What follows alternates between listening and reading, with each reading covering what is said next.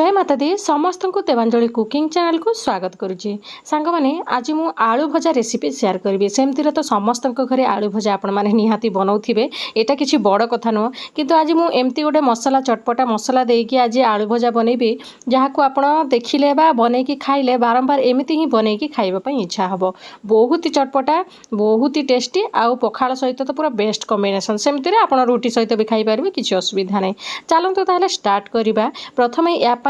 मसला गोटे प्रस्तुत करवा आलू रे दवापाई से मु बिरी गोटे चामच नहीं जाइए गोटे चामच गोटा धनिया नहीं जाइए आउ जीरा सोरिष यहाँ अधा अधा चामच नहीं तापर 4 ରୁ 5टा गोलमरीच नहीं तापर सुखिला लंका टेस्ट अनुसार नहीं तापर ए बहुत सारा भृषंग पत्र नहीं ताद्वारा फ्लेवरटा बहुत भल आसब भृषंग पत्र आलू को बहुत ही टेस्टी कर से आम या टिके अधिका परिमाण रे पकेबा आउ देह पाए भी बहुत भल भृषंग पत्र आउ देखो या आम पूरा रोस्ट करवा टिके नाली पड़ी आसला पर्यंत देखो भल भाव भाजी हो सारा मुझे काढ़ी नहीं ठंडा करके आमे ताको टिके ग्राइंड करवा तापरे आमे कढ़ई रे तेल गरम करना आलू को आप सीझे कि आगरू रखी थे तापरे तेल रे अल्प टिके हेंगू देदेबा फ्लेवरटा बहुत भल आसी था हेंगू देदेले तापरे सीझा आलू को एभलिया मु पीस पीस करके काटी छोट छोट पीस करेंगे बेसी बड़ बड़ भी रखिबेनी जेहेतु आमे मसला को ऊपर ऐड करवा गोले हम आउ छोट छोट पीस कले जिते बाइट आप खाऊे से भल लगे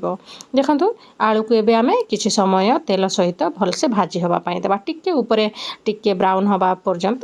तापर आमे या ऊपर स्वाद अनुसार लुण देदेबा आप सीझिला बेलू अल्प टिके लुण देथे नहेले आलू टिके अलणा लगी थाए तापर मुझे हलदी गुंड टिके देदेछि तापर देदेछि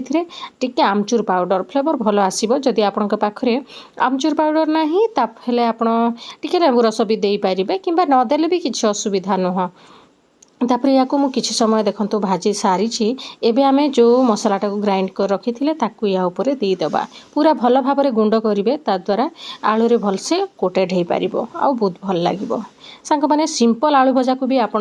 मसला गुंड बनईकी माने या देकी रांधि देखिए बहुत भल लगे आउ यही मसला गुंड को आप स्टोर करके भी रखिपारे गोटे डबारे आप बनईकी रखु टिके आलू सीझे देकी एमती भाजी दिंतु सांगे सांगे आपंकर बहुत कम समय हो सेमती एत प्रबल खरा होची जे माने चुली पाखरे रहिबा ही इच्छा लगुनि सेमती आप बहुत कम समय भजा बनईकी खाई पारे भिडियोटी भल लगे भिडियोटी को लाइक करदेवे थैंक यू।